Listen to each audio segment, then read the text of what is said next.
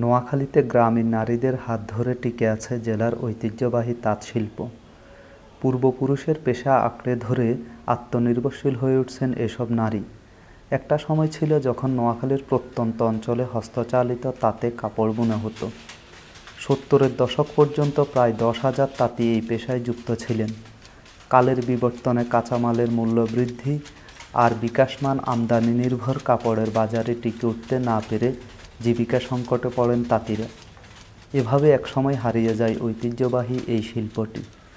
90-এর দশকে উন্নয়ন সংস্থা NRDS জেলা সদরের বিনোদপুর গ্রামে তাঁতিদের সংগঠিত করে পূর্ব পেশায় ফিরে আসতে প্রণোদনা যোগায়। এরপর প্রশিক্ষিত নারীরা গড়ে তোলেন হস্তচালিত তাঁত কেন্দ্র। তাঁত শিল্পে কর্মরত নারীদের পরিবারে ফিরে আসে সচ্ছলতা। আমি এখানে প্রশিক্ষণ দিয়েছি। প্রশিক্ষণ দেওয়ার পরে এই কাজটা শিখি তারপরে কি জানি আমার ছেলে মেয়েগুলো স্কুলে দিচ্ছি। মোটামুটি চলে, আমার সংসারে চলে। আজ দীর্ঘ 15 বছর।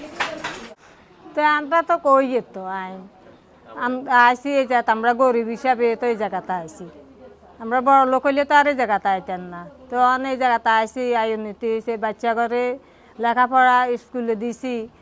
বড় মেয়েটা কলেজে, ছোট মেয়েটা হাই স্কুলে। উন্নতিতে আমরা দেখি, আরো জন ভবিষ্যতে দেখি। এ মিলে আমরা অনেক জায়গা দড়ি রাখছি। এই এলাকার লোকাল দুস্থ মহিলাদেরকে নিয়ে আবার নতুন করে এই কাজটা শুরু করি। শুরু করার পর এলাকার কিছু গরিব মহিলা আছে, তারা এখানে আসে। কেউ প্রথম জানতো না, আবার কেউ কিছু জানতো। এদেরকে আবার সুন্দর করে আবার গড়ে নিচ্ছি আর কি, যাতে তারা কাজ করে 2 পয়সা উপার্জন করতে পারে। এখানে আসার পর তারা লাভবান। কিছু লোককে আমরা রাজশাহী থেকে মানে ভিজিট করে নিয়ে আসছি, রাজশাহী সোয়ালুজ থেকে। আমি এসএসসি যখন পাস করছি তখন ঘরে বসেছিলাম, তাই এখানে পেয়ে আসছি। এখানে পরে দেখলাম ভালোই, এখানে আয় করে আমার কিছু হাত খরচ হয় এবং আমার পড়ালেখার খরচ চলে। আমার বাবা তাদেরকেও কিছু দিতে পারি। তারপরে এখন ইন্টার পাস করে আমি ডিগ্রিতে ভর্তি হয়েছি। স্থানীয়ভাবে তৈরি তাঁতের কাপড় ও পোশাকের চাহিদা দিন দিন বাড়ছে। গ্রামীণ নারীদের তৈরি কাপড়গুলা শতভাগ সুতির এবং যে আমরা যে রঙগুলা ব্যবহার করি ওগুলা শরীর সহনীয়, যেটাকে বলে অ্যাজো ফ্রি রঙগুলা। এগুলা শরীরের কোনো ক্ষতি করে না। এগুলা তো কাপড় তৈরি হওয়ার পরে আমরা আমাদের এই প্রোডাকশন হাউসে নিয়ে আসি এবং এটা কাপড়ের সাথে আরও অন্যান্য ভ্যালু অ্যাড করে, যেমন হাতের কাজ বা এমব্রয়ডারি, তারপরে অন্যান্য আরও অনেক কাজ অ্যাড করে আমরা তৈরি পোশাক আমাদের শোরুমগুলোতে দিই। তাঁত পণ্যের বাজারজাতকরণে সরকারি উদ্যোগের প্রতি গুরুত্ব আরোপ করলেন এই উন্নয়ন সংগঠক।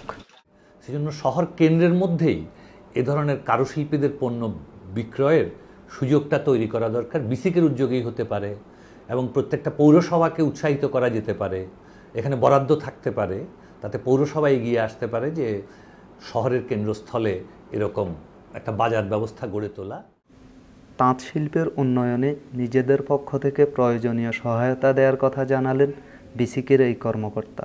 নোয়াখালীতে সদর উপজেলার বিনোদপুরে বর্তমানে কিছু তাঁতি সংগঠিত হয়ে কিছু উন্নত মানের কাপড় তৈরি করছে, এটা আমাদের নজরে এসেছে, আমরা জানতে পেরেছি।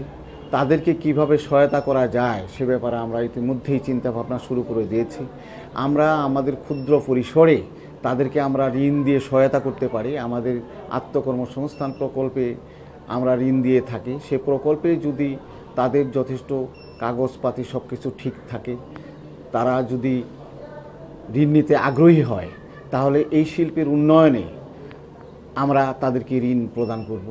এছাড়া আমরা তাদের বিপণনেও সহায়তা করতে পারি বিভিন্নভাবে। বিসিকের প্রধান কার্যালয়ে মাধ্যমে আমরা এ ব্যাপারে উদ্যোগ নিতে পারি। প্লাস আমাদের অন্যান্য যে সমস্ত বিভিন্ন বিপণন কেন্দ্র রয়েছে সেগুলোর মাধ্যমে আমরা তাদের উৎপাদিত দ্রব্য বিপণনে সহায়তা করব। এই আশ্বাস আমি তাদেরকে দিতে পারি। তাঁত শিল্পের উন্নয়নে সরকারের সংশ্লিষ্ট বিভাগ কার্যকর পদক্ষেপ নেবে এমনটাই প্রত্যাশা এই শিল্পে কর্মরত নারীদের।